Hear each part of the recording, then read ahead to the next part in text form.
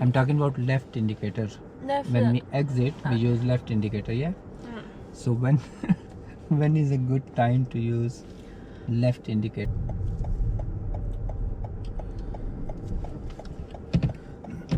Yeah. So first thing, why you keep missing your mirrors before signal? What's wrong? Nice. So pay attention. Yeah. Stay focused. In the roundabout, you did not cross first exit and you indicate left. Any reason? No. No Too reason. quick. Too quick. Sorry. So what could happen? Is If it someone is waiting there on the first exit, what could happen? Is it will go?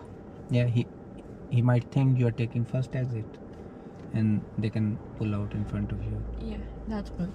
Not good, yeah? So how will you do better next time? Yeah, check.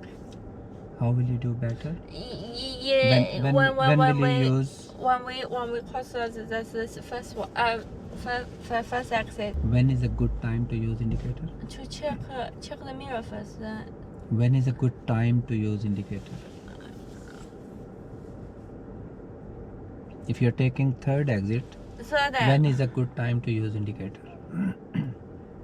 Turn right first. Then turn. I'm talking about left indicator.